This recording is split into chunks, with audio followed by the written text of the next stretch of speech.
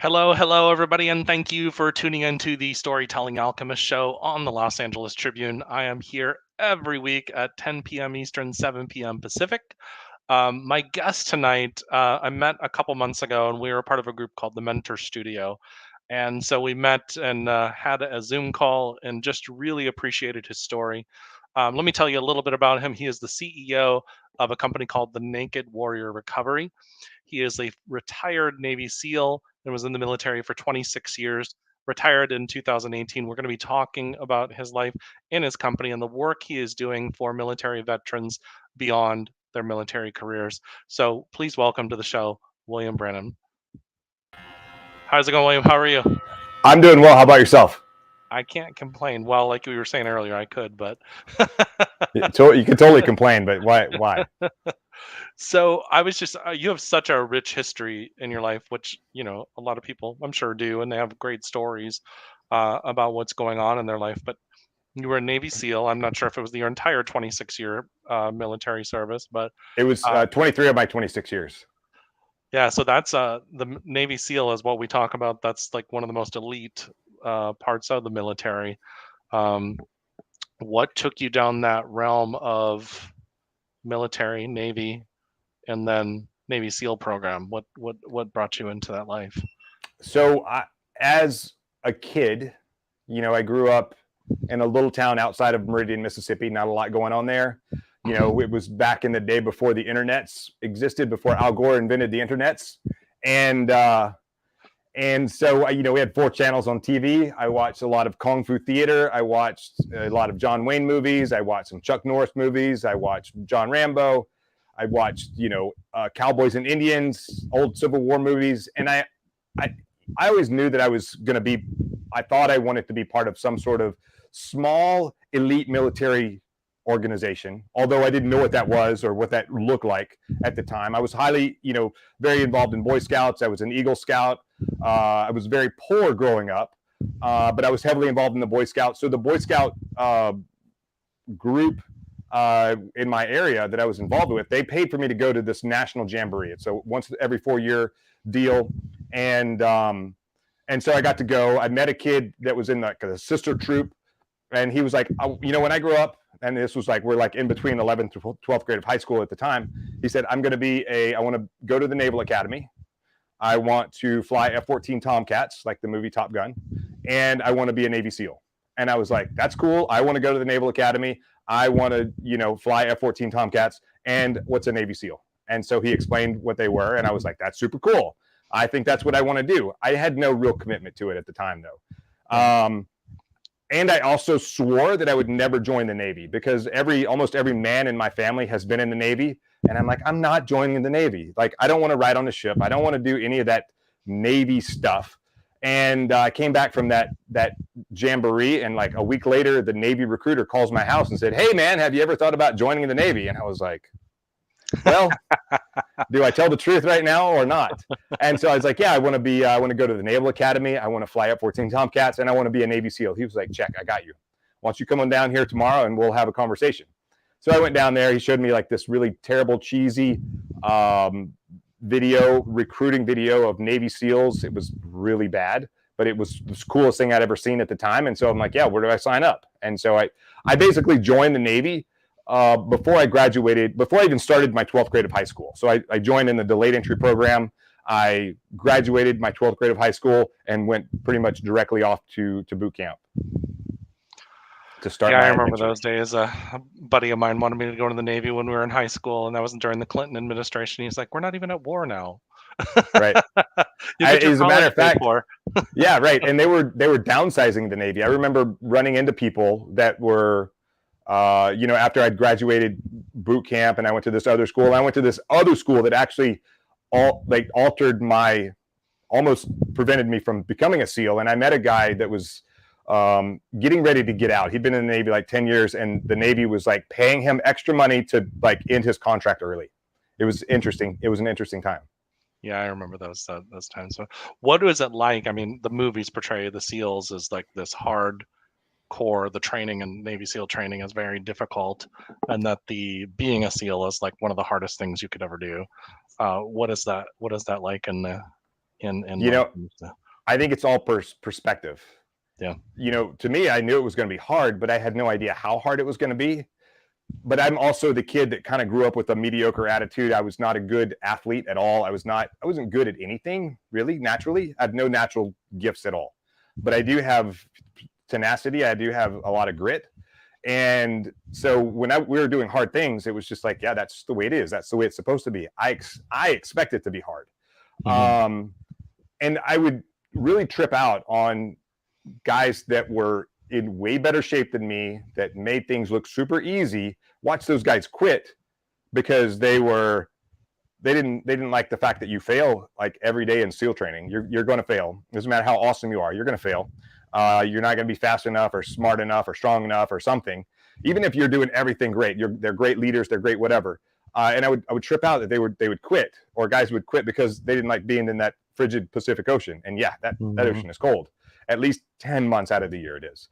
Or carrying that boat on their head, or running, like, or guys get injured and they're like, yeah, you had an opportunity to stay, but they chose to not stay. And like, oh, the instructors don't like me. I didn't make it, and it's not my fault. I'm like, well, it took me 13 months to make it through that 6-month block of training because I got hurt several times. And, I don't think that I would have those opportunities today because it's a very, like, again, when I went through, there were no movies, there were no books, there was nothing like that out there. There was a couple of books. The books that I read there was one called Brave Men, Dark Waters from Vietnam. There was the book Rogue Warrior, Richard Marcinko wrote. A little bit of embellishment in that book, but it was still, entertaining read. Some truth, a lot of truth in there, but certainly some embellishment. And I read a book by Tom Clancy called Without Remorse. Those are the only like things that like I could find, on this ship that I lived on in Yokosuka, Japan, that had anything to do with Navy SEALs. So there wasn't a lot of like mental preparation. I didn't really know what I was really getting into. But I joined, and then I eventually graduated, and I made it to the SEAL teams, and I spent, my last 23 years in the SEAL teams, and it was one of the most awesome things I've ever done. So you said something really powerful that I think everybody needs to hear, and it's something that I know in my life I've had just different things. Of course, I don't like anybody telling me I can't do something, and that'll just mean I'm going to push harder. And so, but you basically talked about perseverance or stamina, to never give up. Right. And you just kept on going, and you graduated and went through that. And a lot of people give up, and it doesn't even mean that was pretty intense situations, but people will give up on their dreams. They'll give up on because it gets a little hard. They'll give up on their relationships. They'll give up on a lot of things just because it gets hard, and life is like that. So what are those times? Did you ever have those thoughts? I mean, I was in drum and bugle corps, and I remember 13-hour days of rehearsing, exhausted, my heart rate up, and I'm like, there's part of me that wanted to quit. I was like, no, because somebody said I couldn't do it. I'm never giving up on myself. What did you do? How did you get yourself through those days? The thought of quitting never ever crossed my mind. No. And kind of like you, there were so many people that said you'll never make it.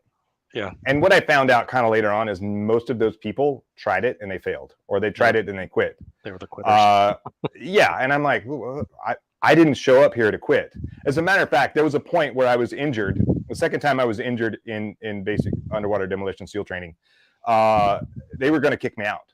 They're like, well, this is your second time being injured. The first guy that I talked to recommended, kicking me out and sending me back to the fleet. And I was like, what? And then the second guy that I saw, I'm standing in his office. I'm like teary-eyed. I'm crying my heart out. And I told him the story about how I actually got to SEAL training. And it wasn't the way that most other people get there. It is the way, but I made some tactical errors just getting to SEAL training. So number one, I failed the SEAL screening test the first time I took it. I actually failed it the second time I took it also, but that's a different story. So the first time I took it in boot camp, I failed it. That would have put me on my way. And I had the wrong mindset at the time. I was shooting for like the minimum numbers that I needed to score. I wasn't shooting for like the maximum of whatever the exercise that I could do. So I failed it. And then, I was in Great Lakes, Illinois in the wintertime. And I was like, I don't really want to get up at 4 a.m. to go take the SEAL screening test in the forging through the ice and the snow and the whatever and the 80-mile-an-hour winds. I didn't want to do that before I start my my school day, and so that almost cost me my entire dream of becoming a SEAL, because I took another school for 4 months in Virginia Beach. I was going to take the SEAL screening test to go to BUD/S out of that, because my thought process was, I'll get in better shape. I'm in pretty good shape now, but I'll get in better shape. Then I'll go to SEAL training. But what I didn't know is I had 24 months of obligated service to the Navy when I took that other school. So now I'm on a ship in Yokosuka, Japan. It's my time to go to my next command. And I call the guy who's going to let me go to my next command. I say, hey, I'm going to put a package in to go to BUD/S. And he was like, that's great, but you're not going to go to BUD/S. You're never going to become a Navy SEAL, because that school that you went to in Virginia Beach makes you too critical to the Navy. I will not let you go. The end. Oh, wow. I got letters of recommendation. I got, my commanding officer was calling people. No one was letting me go. And then one day, the chief of naval operations came to my ship in Yokosuka, Japan. And to just kind of put in perspective who that person is, he was the most senior person in the Navy. The only people in the Navy or in the military more senior to him is the Secretary of Defense and the President of the United States. Wow. So that guy came to my ship in Yokosuka, Japan, and he said, this is my plan for the Navy. Blah, blah. I don't have no idea what he said. And then he said, does anyone have any questions? Oh, I got one. And he called him. I was the second guy he called. I said, I joined the Navy to become a Navy SEAL. I think I deserve a chance to go. My detailer won't let me go. He says I'm too critical. I think I deserve a chance to go. What do you think? He turns to my commanding officer and he says, hey, is he a good guy? And my commanding officer says, yeah, he was a sailor of the quarter this month, which is like employee of the month. And he turns back to me and he's like, check, you'll be in the first class after your PRD, which is planned rotational date. 6 weeks later, I'm off to California to SEAL training. So now I'm standing in that commander's office at SEAL training. The first guy said, we're kicking you out. I still hold a grudge to that guy. I remember when he became the commanding officer of SEAL Team 4, I still didn't like him.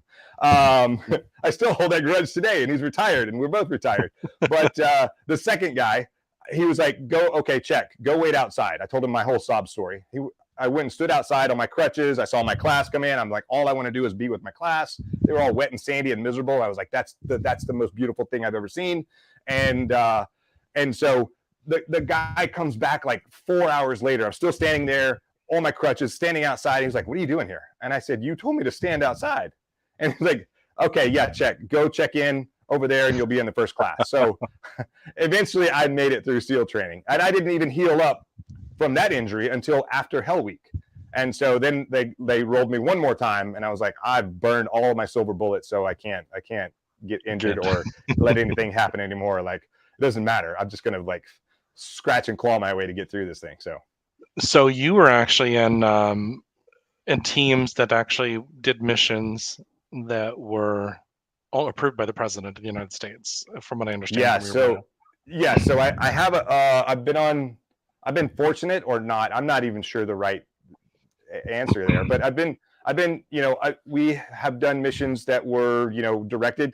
Number one, either directed by the President. So for example, we were, we trained to go do direct action missions to go hunt down terrorists and things like that. But in 2005, we were redirected. Hey, I know that you're hunting terrorists and all this other good stuff, and this is what you guys are trained to do, but we have a no-fail mission. We have this mission that there absolutely can be no failure, so we want you guys to go do it.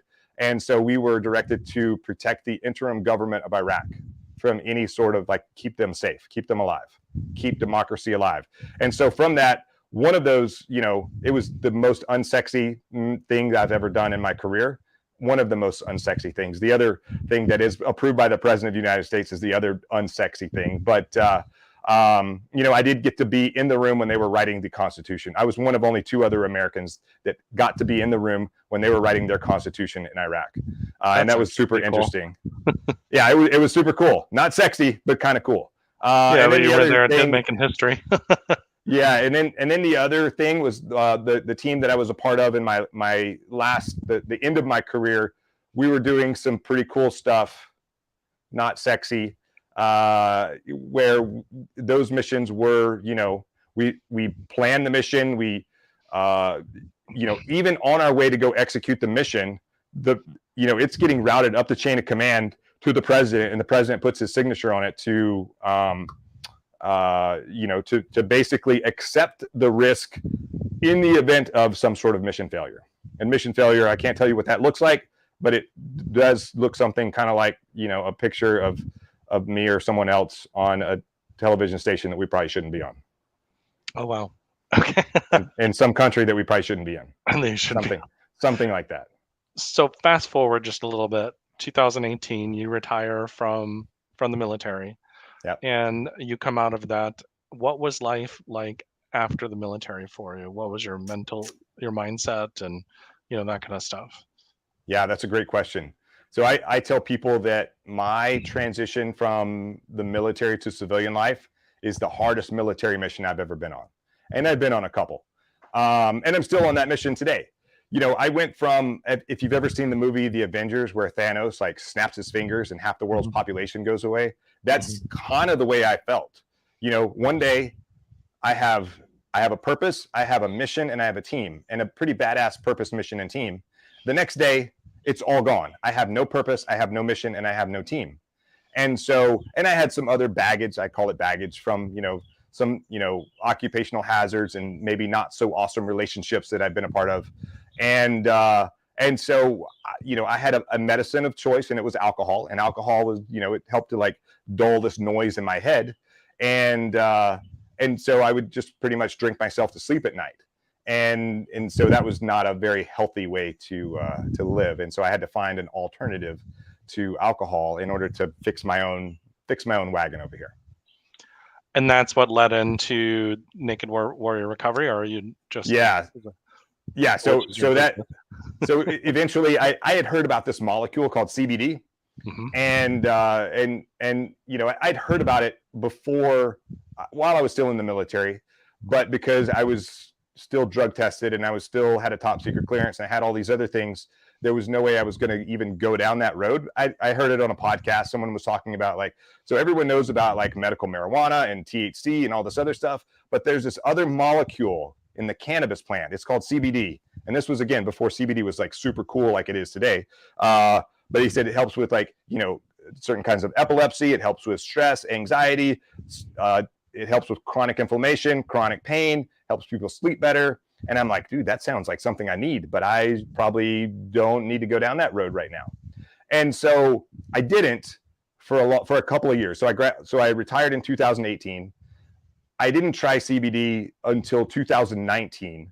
And it was around May, June of 2019. I was in Virginia. I had lunch with a buddy. I said, hey, I think I'm going to go see if I can find some CBD, because maybe what you have here in Virginia is better than what we have in Hawaii. And so he's like, oh, you want CBD? I've got some back at the house. He's a big guy on Instagram, and some companies sent him some products. And so he gave it to me, and I tried it. And maybe I slept a little better that night. Maybe I was a little less pissed off the next day.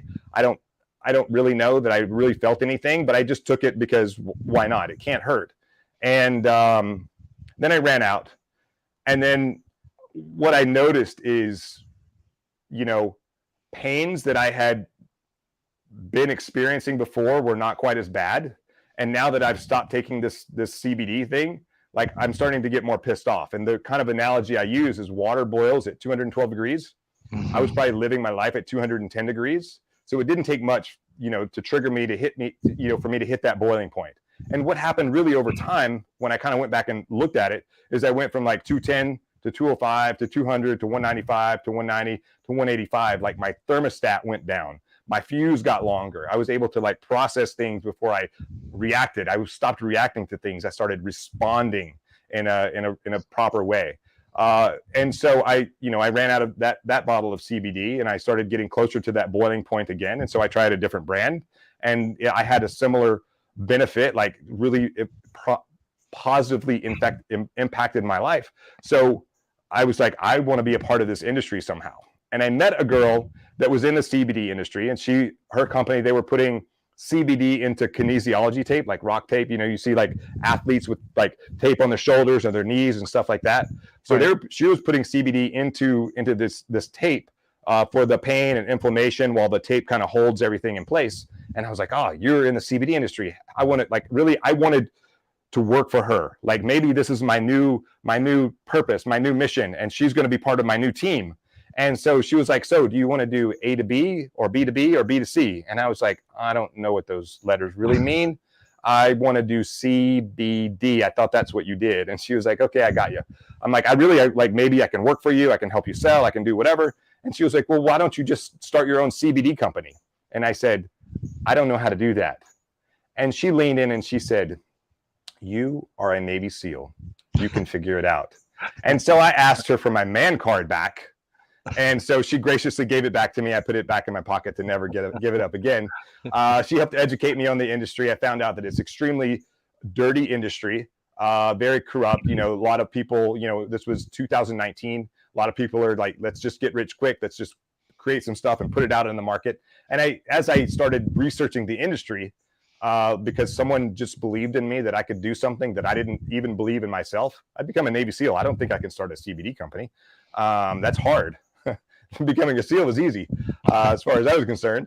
And so I did all this education, and I was like, wow, the industry is really terrible. Like 70% of the products out there, either they don't have CBD in them, they don't have the products they say they have in them. They have high levels of heavy metals, mercury, arsenic, lead, things like that.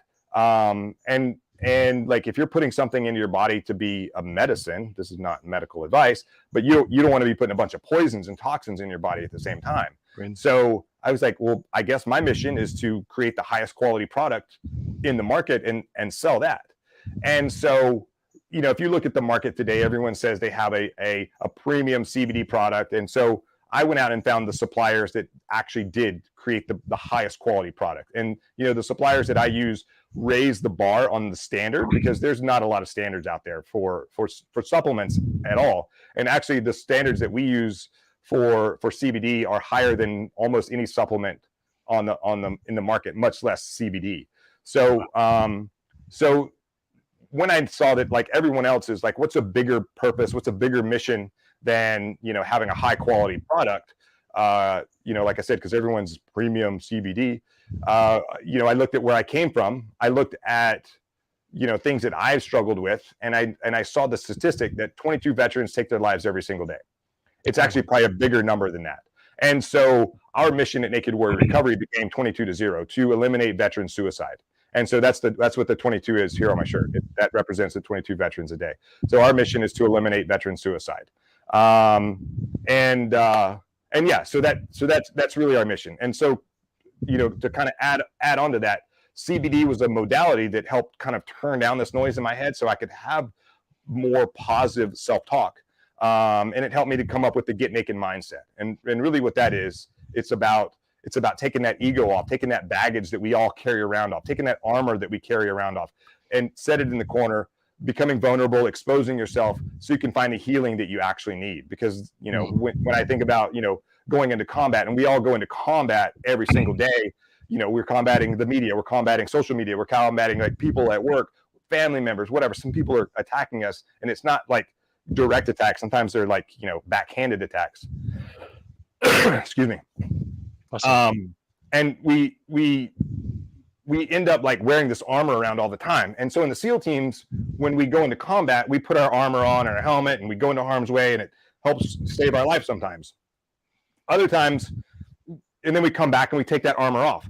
In life, we don't do that. We end up wearing that armor around, wearing that baggage around, and we never take it off. And then it ends up weighing us down, and then we start suffering more from it. Wow. Bless you.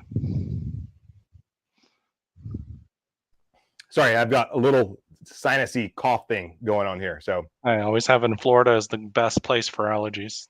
I did a podcast yesterday, and I got pretty good at like muting myself before I started coughing.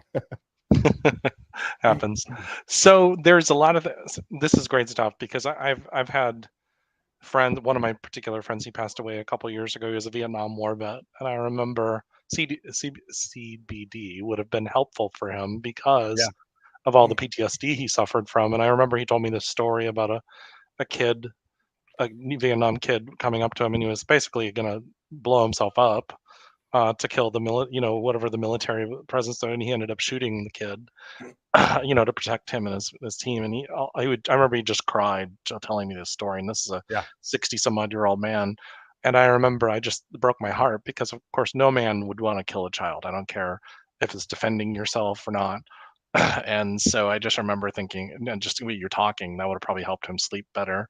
And Yeah. he had all kinds of physical issues later on in life because he just didn't take care of himself throughout his life. So this work is, and I hear about that story about military veterans and the things that, and even no matter what war they were in, where they just come back and they're changed as people, men and Yeah. women. I just lost a friend like 2 days ago. Took his Wow. own life. I had no idea. I had no idea that he was struggling or anything else. And then I got the word that he had passed. And then, his wife put something on social media, and she was like, he's been struggling for a long time. And I was like, I had no idea. I certainly would have, if I would have like had an inkling, I would have, been way more intrusive and involved in trying to help him combat that. Yeah, I think that just comes down to we all have these demons inside. They say, you can have a smile on your face, but there's something going on internally that you might not be talking about. So Yeah. maybe your wife or your husband would know, but they're the closest people to you. So, Yeah. but so what lessons did you learn? Kind of going back to your military career, what lessons did you learn in the military as far as like what you apply in life now? I guess is the best way to put it. So that's an awesome question. So, we have Naked Warrior Recovery. We have the Get Naked mindset. And it's, again, it's about taking that ego, that armor off. But, I've also turned it into an acronym because, when I fixed my wagon after I got out, it took me a couple years to really get myself straight and figure out my purpose and my mission and start building my new team around me. I had to I went back and kind of thought about the things that I had learned in the SEAL teams that I can apply to my life, and then people can apply those things to their own life. I'll try to do this without coughing very much. But so what I came up with is like, why don't I just use the lingo that I'm already using about getting naked? And so I created Naked to be an acronym. And so the acronym really stands for never quit. And it's not about never quit smoking or drinking. It's about never quit on yourself. It's about never quitting. If you started something, you take it all the way to the end. You take it to whatever that end looks like. And I give out some tips to figure out how to do that. And if you go to 5sealsecrets.com, you can download, put your name and email in there. I'll send you a copy of what the Get Naked mindset is all about. But you can also find it on my website. I think it says SEAL mindset. But the N stands for never quit. The A is accept failure, because for me, failure has been the biggest teacher of my life. I learn more through failure than I do from success. So I'm happy. I've had this conversation a lot. I'm happy to like the things on the wall back here. Those are people see them as signs of success. I see them as trophies of failure, of what I've learned along the way to get where I am today. So the A is accept failure. The K is kill mediocrity, because, let's face it, we're surrounded by mediocrity every day. If you don't think so, tell me how hard it is to not get stuck scrolling your smartphone and just get sucked into social media or sucked into whatever is out there, playing some game when you're sitting on the toilet or whatever. I'm sorry, on the throne.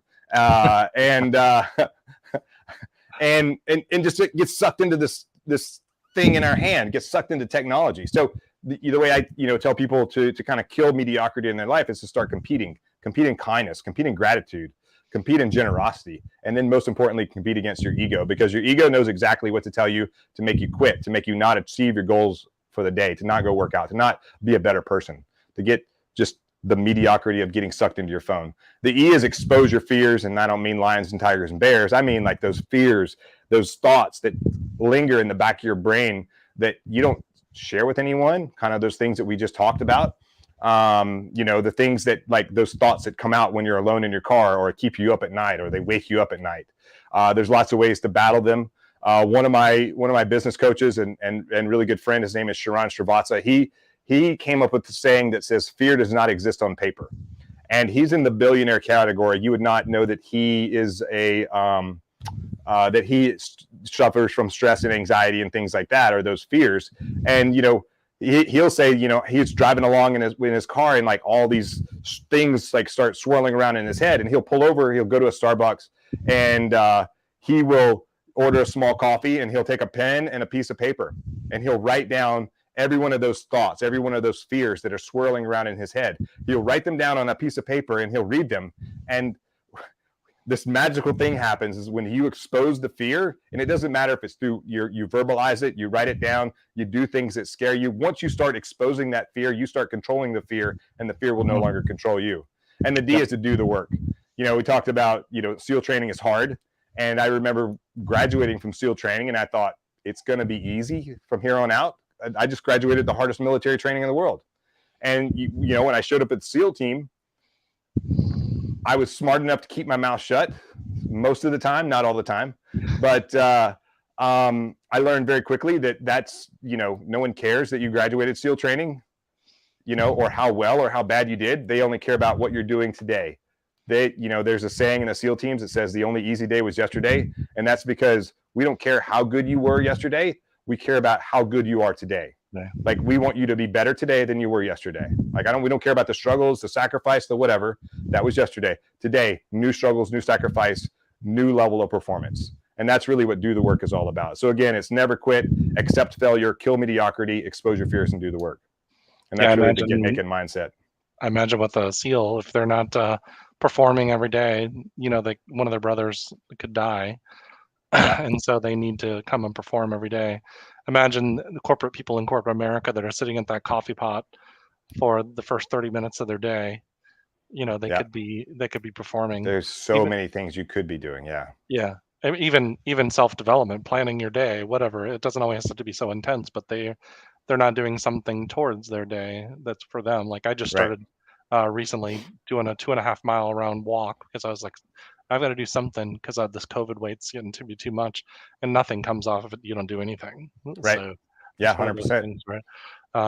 Probably not as beautiful as Oahu. And the Florida's a good third or second. Florida's still pretty good though. It's not.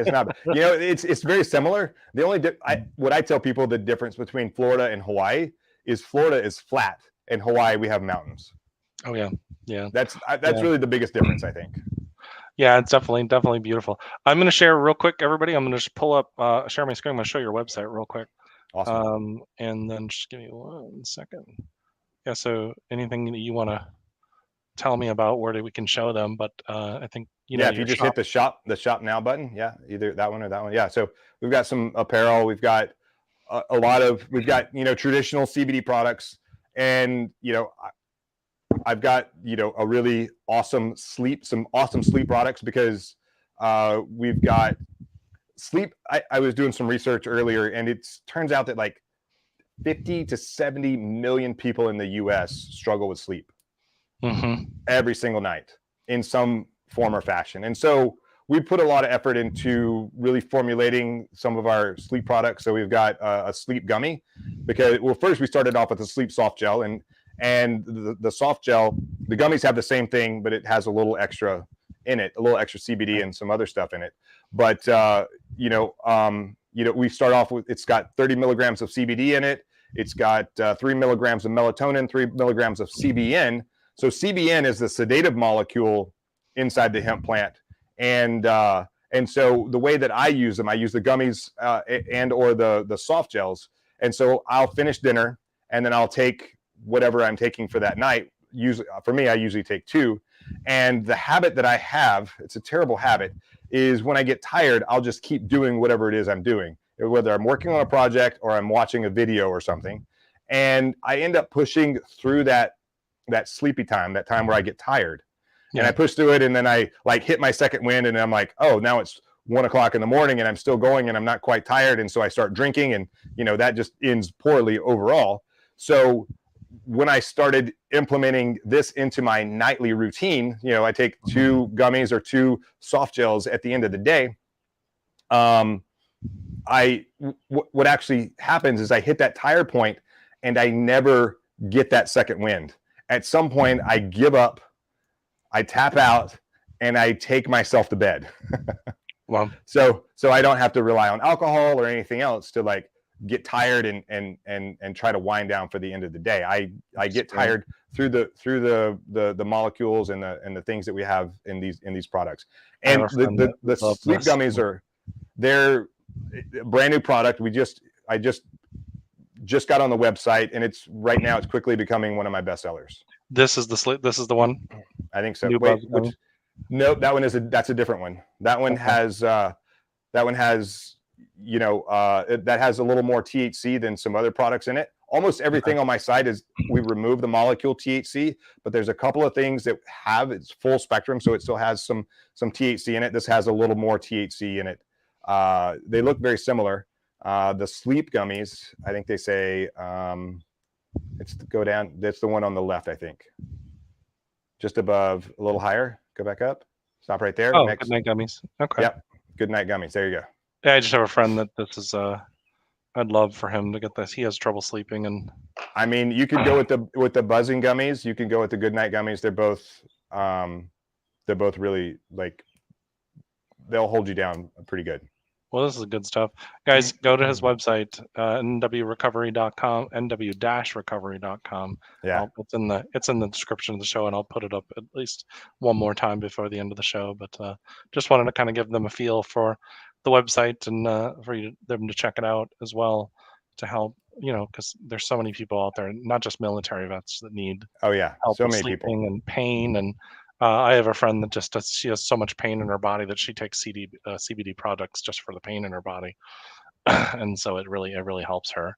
So, what are some things that you could give as like last minute, or wrapping down the show, that you could give the viewers that is advice for them in their life?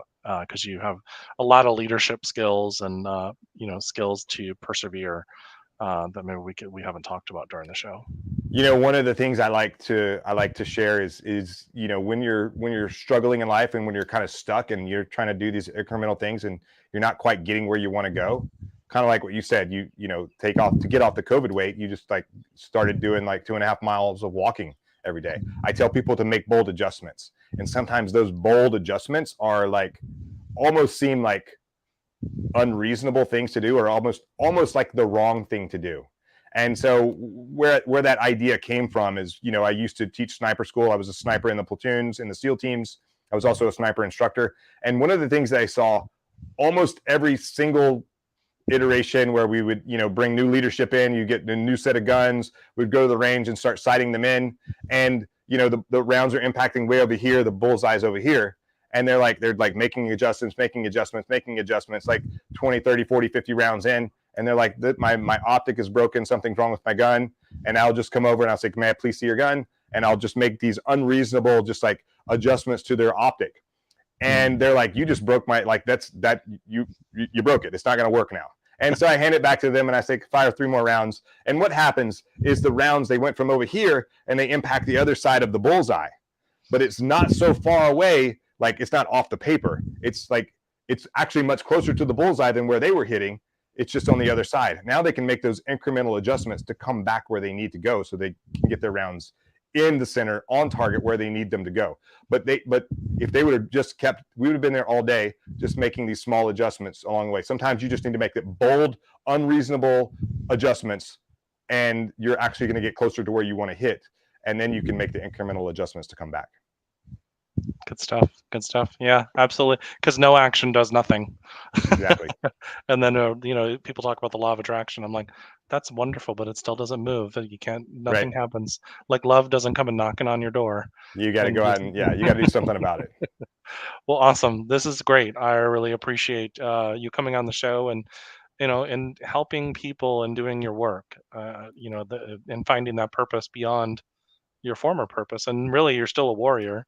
Now you're just a different warrior. So, and helping people. So, everybody, next, go ahead. Really quickly, if I could just go ahead and give you and your viewers a discount code.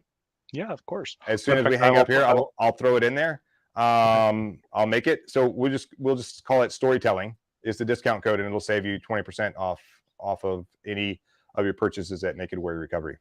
Code for, I'm just putting it in the 20% discount on site. I put side, everybody, but you guys know what I mean. And I'm going to put it up there on the screen. Perfect. And so it's going to be at his. Give me 10 minutes to actually go into the website and update it. But yeah, that's what we're going to do. Perfect. And everybody, hang up. We will be back on the show next week at 10 p.m. Eastern with my friend Jane Dawson from Scotland. and it should be a great show. She's an amazing. She was the director of marketing for the military, or the Ministry of Defense in England. I'm like, why do they need a marketing department? She said, you would just never know. That's her response I to it. love it. It should I be love a it. great show. Much love, everybody, and have a wonderful weekend. William, thank you for coming on the show.